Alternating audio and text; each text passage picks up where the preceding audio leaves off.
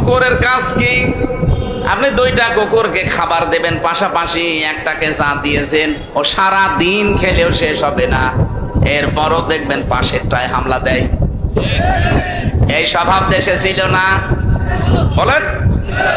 আমাদের কুষ্টিয়ার হানিফ সাহেব, পরে আল্লাহ যাই দিয়েছিলেন ও যদি মরণ পর্যন্ত খেত শেষ হতো না। কিন্তু এই 15 বছর এত কিছু বানিয়েছে, আমার মনে হয় ফেরেশতা হিসাব করলো 8-10 দিন লাগবে।